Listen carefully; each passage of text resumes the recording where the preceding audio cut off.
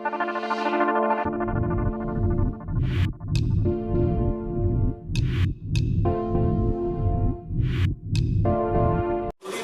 सूचना है श्री सुरेश कुमार त्रिपाठी जी, ध्रुव कुमार त्रिपाठी जी।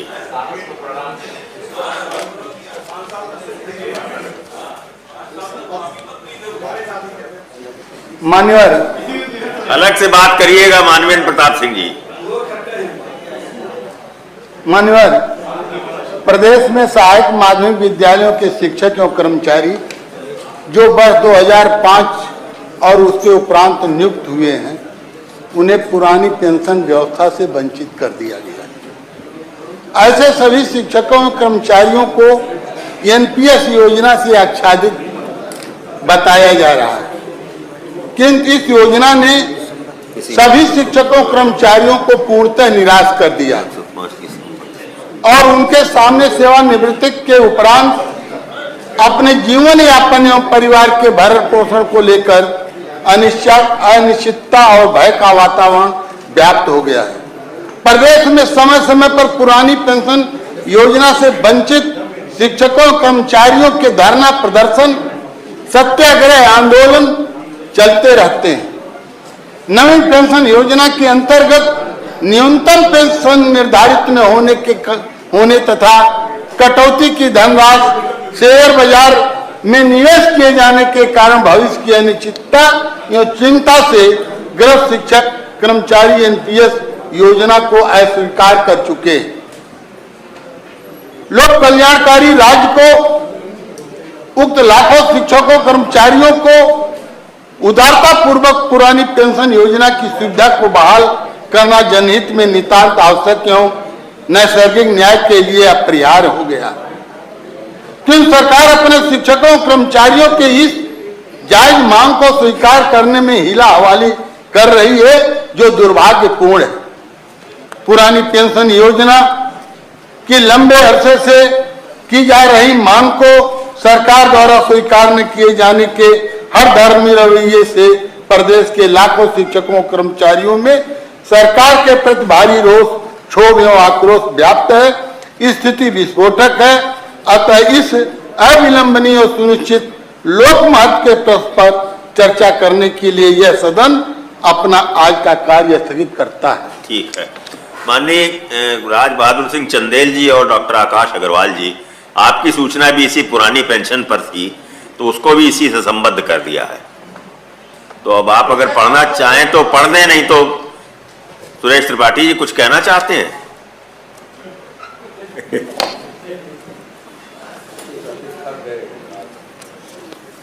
न थकेंगे और न रुकेंगे, आप इसकी चिंता मत करिए। जरूर। आप चिंतित हैं क्या? अपनी चिंता करिए, दूसरे की चिंता से आप ग्रसित मत रहिए। श्री चंद जी, हाँ, बोलने दीजिए। श्री चंद जी हमारे सामने रहते हैं ना, टोकी मत करिए। मान्यवर, यह एनपीएस योजना जो राज्य सरकार शिक्षकों और कर्मचारियों पर थोप दिया है, जिसका गुणगान करते सरकार नहीं थकती, मेरा एक सुझाव नहीं, मांग है सरकार से कि जिन पर यह योजना लागू की गई है, अब कहते हैं बहुत अच्छी योजना है, तो 1 अप्रैल 5 के बाद नियुक्त कर्मचारियों शिक्षकों को एक सर्वेक्षण करा लिया जाए, किसी एजेंसी से करा लिया जाए, उनसे जानकारी हासिल कर ली जाए, क्या आप नवीन पेंशन चाहते हैं या पुरानी पेंशन चाहते हैं। दूध का दूध, पानी का पानी अपने आप हो जाएगा। हम तब यह मांग छोड़ देंगे, यह सदन में हम बात नहीं कहेंगे, लेकिन आज सरकार के सामने कहते हैं कि एक सर्वेक्षण करा लिया जाए। इस प्रदेश का कोई कर्मचारी और शिक्षक अगर एक भी कह देगा कि हमें नवीन पेंशन चाहिए, तो हम अपनी मांग छोड़ देंगे। एक भी व्यक्ति, इस प्रदेश का एक शिक्षक यह कहने को तैयार नहीं है कि यह क्यों नहीं योजना सफल है। मान्यवर, आज प्राण नंबर एलाट है नवीन पेंशन योजना के अंतर्गत, प्राण में 10% शिक्षक की कटौती होती है। उदारता पूर्वक राज्य सरकार 14% उस शिक्षक के खाते में भेजती है, कुल मिला के 24% हुआ। पुरानी पेंशन योजना सिर्फ शिक्षक की 10% वेतन का सिर्फ 10% कटौती होती थी, जीपीएफ में जमा होता था। जीपीएफ सरकार के खाते में होता था और सरकार उस पैसे का विकास कार्यों में उपयोग करती थी। और बुढ़ापे में जब वह रिटायर होता था 60 अथवा 62 साल पर, तब उसे वो पुरानी पेंशन, और पुरानी पेंशन निर्धारित था, न्यूनतम निर्धारित है पुरानी पेंशन में। आज नवीन पेंशन में बताता हूं मान्यवर, पुरानी पेंशन में जो व्यक्ति जिस वेतन में काम कर रहा है उसके 10 महीने का एवरेज अथवा जो अंतिम वेतनमान होगा उसका 1/2 वही उसकी पेंशन होगी, जो अधिकतम हो वो पेंशन होगी। इस पेंशन योजना में, नवीन पेंशन योजना में, जो सरकार के खाते में नहीं है, ये धन्ना सेठों के खाते में जा रही है, ये शेयर बाजार में भेजी जा रही है, पैसा भेजा जा रहा है, उसमें न्यूनतम पेंशन निर्धारित नहीं है। न्यूनतम ही कर दीजिए मान्यवर कि आपको रिटायरमेंट के समय इतना मिलेगा, वो तो सेवा के आधार पर फिर निश्चित होती है कि आपको कितना, न्यूनतम पेंशन नहीं देता। आज रिटायर हो रहे हैं 3 व्यक्तियों को तो मैं पर्सनली जानता हूं, झांसी का केस जानता हूं, अलीगढ़ का जानता हूं। रिटायरमेंट के बाद वो पा रहे थे 82,000 रुपया वेतन अंतिम माह, अब पेंशन कितना मिली, 1,000 रुपये। ये एनपीएस की दशा है। 82,000 काम करने वाला व्यक्ति अपने जीवन में जिस स्थिति में जी रहा था, क्या बुढ़ापे में 1,000 रुपये चाय पीने भर के लिए उसके पैसा हो जाएगा? भोजन का पैसा आएगा उसके पास? कहां से उसके? और इसका जो पैसा जमा होता है जीपीएफ में, रिटायर होने के बाद हर साल का ब्याज लग के उसे वापस होता था जीपीएफ का पैसा। वह पैसा भी इकट्ठा बुढ़ापे में मिलता था, उसके काम आता था। इसमें किसी प्रकार की धन वापसी की व्यवस्था जो की गई है वह 40% की गई है, लेकिन वह 40% भी शिक्षक कर्मचारी को नहीं मिल रहा है। मान्यवर, इस प्रदेश में हाहाकार मचा है। यह स्थिति, ये आज जिस देश में है एक संविधान एक कानून, यह बात तो सत्य है। तो एक कानून इस प्रदेश के 4 राज्य हैं, पश्चिम बंगाल, राजस्थान, छत्तीसगढ़ और बिहार से कटा राज्य कौन है? झारखंड। ये 4 राज्य हैं जो पुरानी पेंशन योजना शिक्षक कर्मचारियों के मांग पर लागू कर चुके हैं। मान्यवर, ऐसी स्थिति में जब इस प्रदेश का शिक्षक कर्मचारी अपनी लोकप्रिय सरकार से, अपनी लोक कल्याणकारी सरकार से यह याचना हर मंचों पर कर रही है, प्रश्नों के माध्यम से हम लोग यहाँ, नोटिसों के माध्यम से हम लोग यहाँ उनकी बात रख रहे हैं, वो रख रहे हैं बात धरना और प्रदर्शन के माध्यम से, वह रख रहे हैं बात अपने जुलूसों के माध्यम से, बराबर माननीय मुख्यमंत्री जी से, माननीय उप मुख्यमंत्री जी से, ये माननीय सरकार से याचना की जा रही है कि इस पुरानी पेंशन योजना को बहाल करिए। मान्यवर, ये आपके लिए भी शुभ होगा और लाभकारी होगा आपके कर्मचारियों के लिए। यह कर्मचारी आपके सामने न कह सके, इसलिए राज्य कर्मचारी है, आपके सामने नहीं कहेगा, आपको नोटिस नहीं देगा, लेकिन हम तो कह सकते हैं। हम उनके प्रतिनिधि के रूप में यहाँ निर्वाचित होकर आए हैं। हम निश्चित रूप से इस योजना को जो आप लागू किए हैं उसे समाप्त करिए। और मेरा एक तर्क ये है कि अगर आप 10% हमारे वेतन से कट रहा है, 14% आप दे रहे हैं, यही 24% आप अपने कोष में जमा करिए, उसी के ब्याज से आप पेंशन दे देंगे। कहीं से पैसा ढूंढने की आवश्यकता पेंशन के लिए नहीं होगी। ये क्या है कि आपका पैसा वो कहां जा रहा है? शेयर बाजार में जा रहा है, कई हिस्सों में बट रहा है, किनको किनको दिया जा रहा है आज तक। और सबसे बड़ा दुर्भाग्य मानवर, यह जो कटौती हो रही है इस प्रदेश के 75 जिलों में, मैं केवल शिक्षक की बात करता हूं, अब उनकी जानता हूं, इसलिए बात उन्हीं करता हूं। कोई किसी जनपद के जिला विद्यालय निरीक्षक यह बता दे या सरकार यह बता दे कि उनका पैसा उनके प्राण नंबर में खाते में शो कर रहा है, नहीं शो कर रहा है। वो हमें नहीं मालूम है कि हमारा पैसा कहां जा रहा है। ये हमको दिखाई देना चाहिए। वह पैसा खाते में जाता है, कहां जाता है, उसका शो करने का, उसको दिखवाने का कोई भी उपक्रम नहीं किया जा रहा है। बार बार शिक्षा अधिकारियों से कहा जाता है कि मान्यवर जो कटौती हो रही है, कम से कम कटौती की गई धनराशि शिक्षक के प्राण नंबर में शो होनी चाहिए। हमें मालूम होना चाहिए कि वह पेंशन का पैसा जो कटौती हुई वह कहां गई। मान्यवर, यह स्थिति बहुत ही दुर्भाग्यपूर्ण है। आज इस प्रदेश का शिक्षक कर्मचारी हर राजनीतिक दलों से अपनी याचना लेके जाता है, उनके घर प्रार्थना करता है, आखिर देंगे तो यही राजनीतिक दल जो भी सरकार में होंगे। सरकार में आप आए हैं, आपसे प्रार्थना की जाएगी, आपसे निवेदन किया जाएगा कि मान्यवर यह पुरानी पेंशन योजना देने वापस लाने पर विचार करिए। नवीन पेंशन योजना जो मैंने पहले कहा था, एक किसी निष्पक्ष जांच समिति से आप जांच करवा लीजिए या अपने अधिकारी से जांच करा लीजिए। कोई भी व्यक्ति, कोई भी कर्मचारी और शिक्षक यह कहने की तैयार नहीं है कि नवीन पेंशन योजना लाभकारी है। ये अलाभकारी है, ये अनिश्चितता की स्थिति बनी हुई है। ऐसी स्थिति में मान्यवर ये पुरानी पेंशन योजना इस प्रदेश के कर्मचारियों और शिक्षक के लिए उपयोगी है। नवीन पेंशन योजना, बिल्कुल नवीन पेंशन योजना आज कर्मचारियों के लिए अलाभकारी और अनिश्चितता की स्थिति बनाए हुए हैं। उनका जीवन यापन बुढ़ापे में नहीं हो पाएगा। आपकी सेवा किए हैं जिंदगी भर, वो 60 साल तक 62 साल तक सरकार की सेवा में हैं, वो दूसरे की सेवा नहीं कर रहे हैं, किसी राजा की सेवा नहीं कर रहे हैं, आपकी सेवा कर रहे हैं। सेवा का जो उन्हें प्रतिफल बुढ़ापे में मिलना चाहिए, वह बुढ़ापा उनके बुढ़ापे की लाठी है। बुढ़ापा में लाठी चाहिए, स्टिक चाहिए चलने के लिए, वही लाठी है। वह लाठी वह पेट भरने के लिए है।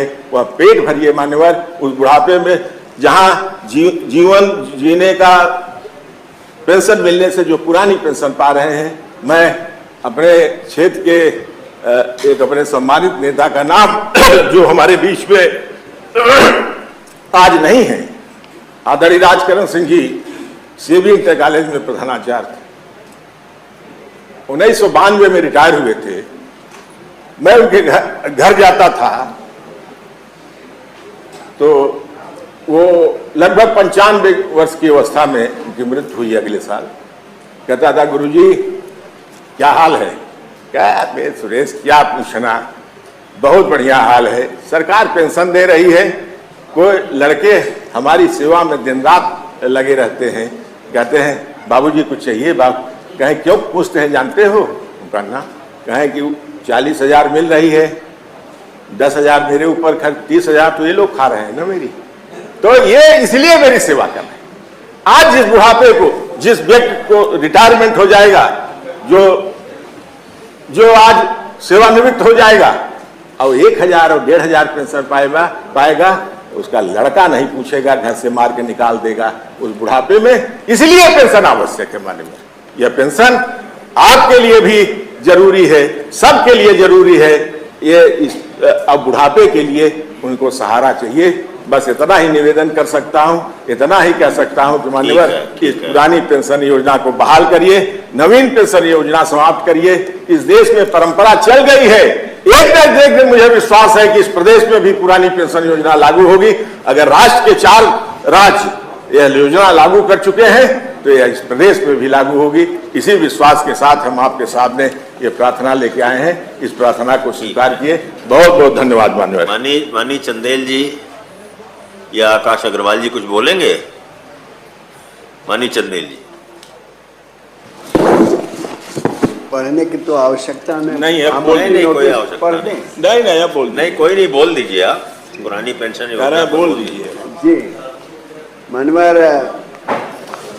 मैं भी ये कहना चाहता हूँ कि पुरानी पेंशन की तुलना में नई पेंशन अलाभकारी है।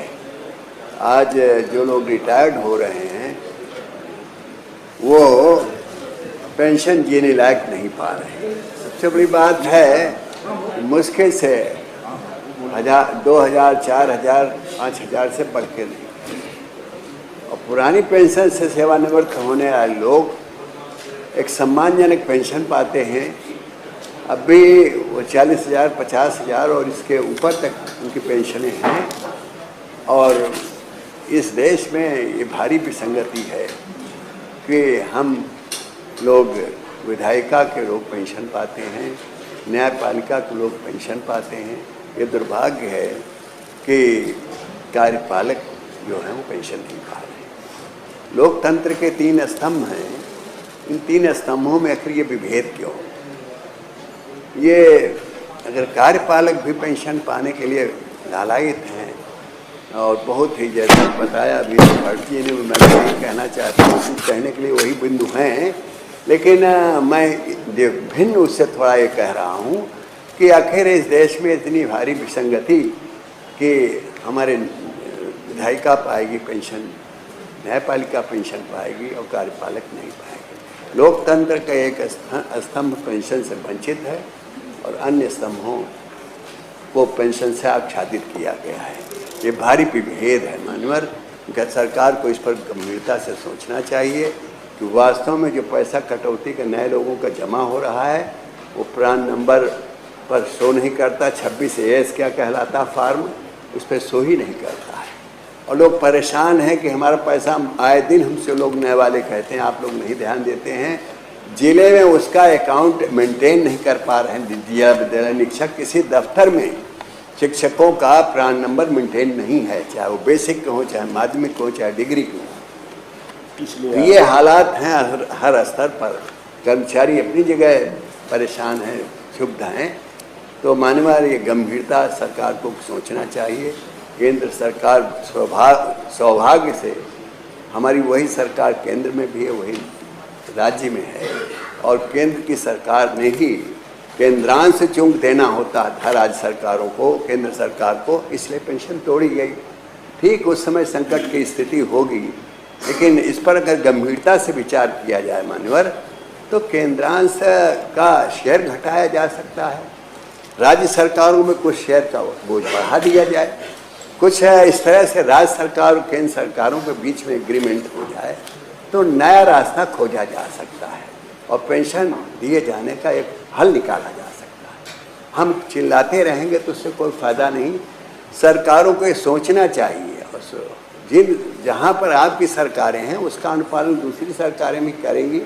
जब केंद्रांश का कुछ रिलीज हो जाएगा, लगभग 50% था शेयर, लेकिन अगर वो शेयर का अंश कुछ केंद्र सरकार अपने व्यवहार में भारी बोझ समझ रही थी, कुछ घटा करके कुछ शेयर अगर केंद्र सरकार का जारी हो जाए तो पेंशन बहाल की जा सकती है। मानो इस दिशा में सरकार, राज्य सरकार विचार करे और ये है लोकतंत्र के 3 स्तंभों में विभेद कर दिया गया है। ये असम्मानजनक है इस देश के लिए। असमानता की स्थिति पेंशन में खड़ी हो गई है, ये उचित नहीं है। मैं अधिक यही कहना चाहता हूँ कि केंद्र सरकार का व्यवहार अगर भारी है और उसके तहत तत्समय अगर केंद्र सरकार संकट में थी आर्थिक व्यवहार उठाने में, तो अब शेयर घटाया जा सकता है। कुछ राज्य सरकारें अपना बढ़ा लेंगी, उनका जितना शेयर एक दूसरे दोनों स्तर का था उसमें बढ़ी हो सकती है, तो पेंशन जारी हो सकती है, उसका निदान निकाला जा सकता है। माननीय मुझे विश्वास है कि हमारे इस प्रस्ताव पर सरकार विचार करेगी और केंद्र सरकार को अपने डिमांड लेटर भेज करके, मांग पत्र भेज करके उसे पूरा कराने की। ठीक है। माननीय आकाश अग्रवाल जी, आप भी बोलेंगे? जी, अभी तो आपने आगे महोदय इशारा कर दिया मैंने था। श्री चंदेल साहब जी के लिए बाद में बोल रहा हूँ। ठीक है महोदय, मैं ये कहना चाह रहा हूँ, आप सभी को पता है कि देश में आज़ादी का अमृत महोत्सव चल रहा है। देश में अलग अलग फ्री में निःशुल्क चीज़ें बांटने के लिए भी, अनाज बांटने के लिए भी पैसों की आवश्यकता पड़ती है। 75 साल बाद भी प्रदेश की सबसे बड़ी उपलब्धि बताई जाती है अभी पिछले सत्र में कि 24 करोड़ जनता में 16 करोड़ लोगों को फ्री अनाज दिया जाता है। तो इसके लिए पैसे चाहिए होते हैं प्रदेश को। तो अपनी जिम्मेदारियां कैसे कर्मचारियों को कम से कम पैसा दिया जाए, किस तरीके से सरकार अपनी जिम्मेदारियों से बच सकती है, उन जिम्मेदारियों से बचने के लिए अलग अलग नियम, कायदे, कानून बना दिए जाते हैं। जबकि पूरा जो देश है संविधान से एक नियम, एक कानून से चलना चाहिए। जब 1 अप्रैल 2004 में केंद्र सरकार ने पेंशन की जिम्मेदारी से बचते हुए एक नया नियम बनाना चाहा, तो जो कर्मचारी नेता थे केंद्र सरकार में, मुझे कहना नहीं चाहिए, भारत रत्न स्वर्गीय श्री अटल बिहारी वाजपेयी जी से भी मिले, तो उन्होंने कर्मचारियों से पूछा कि देश बड़ा है या पेंशन। तो हर कोई भी जिम्मेदार भारत का नागरिक कहेगा भाई देश बड़ा है, बाकी सारे मुद्दे छोटे हैं। तो उन्होंने कहा जब देश बड़ा है तो पेंशन हम हटा देते हैं। तो मैं आज जो कहा भी जाता है अपने महापुरुषों से, जो प्रतिष्ठित लोग आ गए उनके जीवन का अनुसरण करना चाहिए। तो जब पेंशन सभी कर्मचारियों के लिए हट गई, अभी जब भी हम जनता के बीच में जाते हैं तो जनता में ये रोष रहता है कि भाई जब सबके लिए हट सकती है, नई पेंशन व्यवस्था बहुत अच्छी है, तो आप लोग भी उस व्यवस्था का लाभ क्यों नहीं लेते? जब नई पेंशन व्यवस्था इतनी अच्छी है तो मैं ये कहना चाहूंगा कि विधान परिषद में भी एक प्रस्ताव पास किया जाए, नियम कायदा बनाया जाए, या हमारे जो माननीय मुख्यमंत्री जी हैं उनसे अनुरोध किया जाए कि जो विधानसभा है, विधान परिषद है, इनको भी नई पेंशन व्यवस्था दी जाए। जबकि हाई कोर्ट का कहना है कि जो पेंशन व्यवस्था है वो कर्मचारी का हक है, अधिकार है, कोई भीख नहीं है जो प्रदेश सरकार देती है। ये इसलिए भी दी जाती है कि जब 60-62 वर्ष में आदमी सही तरीके से चल नहीं सकता या किसी तरीके से बीमार है, तो ये पेंशन के माध्यम से आदमी सम्मान के साथ जी सकता है। जो भी सरकारी जॉब कर रहे हैं उन सबके माता पिताजी होंगे तो उन्हें पता होगा कि आज उन्हें हमारे सहारे की, मेरे पिताजी भी सरकारी जॉब में रहे हैं, उन्हें भी पेंशन मिलती है, उन्हें मेरे किसी आर्थिक सहयोग की आवश्यकता नहीं है। तो इस तरीके से जो प्रदेश सरकार है, एक जो वृद्ध हैं उनके लिए ये पेंशन व्यवस्था पुरानी वाली चालू कर सकती है, क्योंकि नई में भी तो 10% का सहयोग दिया जा रहा है।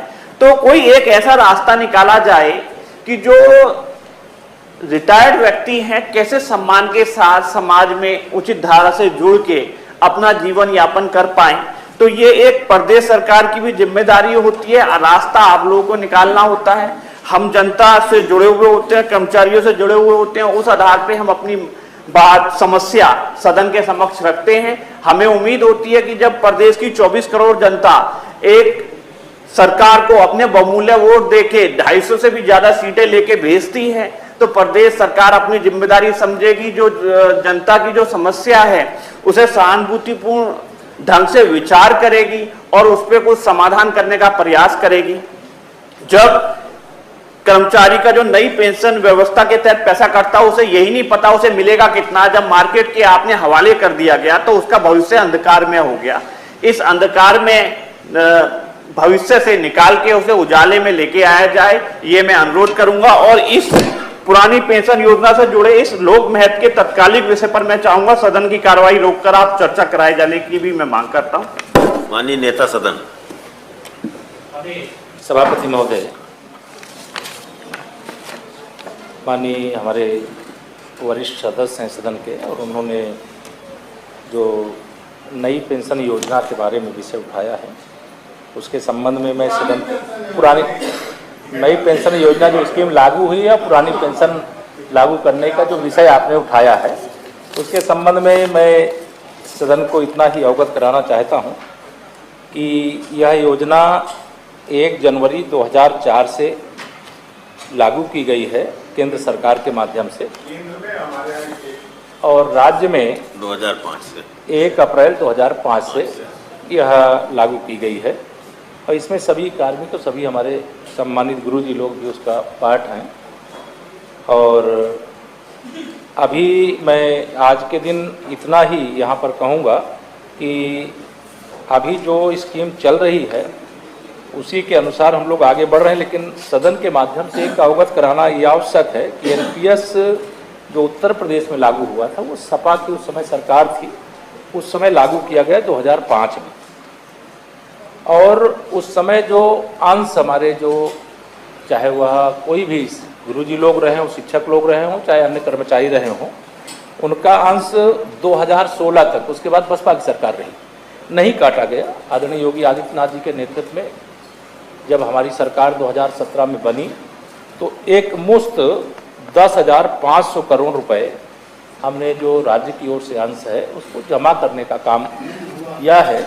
यह हम आपकी जानकारी के लिए ज़रूर बता रहे हैं, लेकिन अभी सरकार के स्तर पर जो नई पेंशन स्कीम लागू है उसी पर हम लोग अभी कायम हैं। धन्यवाद।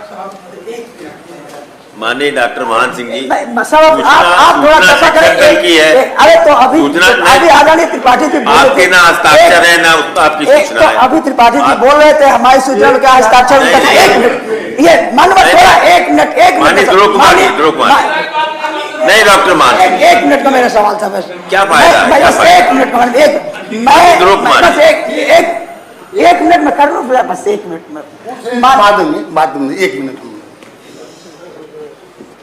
पहले ये चीज तय हो जानी चाहिए सर कि जब 105 की जिसकी सूचना है वही बोलेगा या दूसरा भी बोलेगा? दूसरा नहीं बोलेगा। दूसरा नहीं बोलेगा। ठीक तो है। जब ध्रुव कुमार त्रिपाठी की सूचना रहेगी तो चंदेल साहब बोलेंगे तो आप एक शब्द नहीं बोलेंगे। ए, लाल बिहारी जी, सुनिए, लाल बिहारी और जी, मैं अगर बोल सुनिए दूंगा तो, मैं बोल दूंगा तो आप बैठे आपत्ति हैं। करेंगे कि आप सदन में बैठे हैं। यह दोहरा मापदंड सदन में बैठे हैं। क्यों चलाया जाता है? आप सदन में बैठे हैं। दोहरा मापदंड अरे बात तो क्यों सुनिए। चलाया जाता है? आप तो सुनिए, हम बात सुन लीजिए। हम रोज सुन रहे हैं। राज बहादुर चंदेल जी की जो सूचना थी वो सुरेश त्रिपाठी जी के साथ संबद्ध कर दी गई।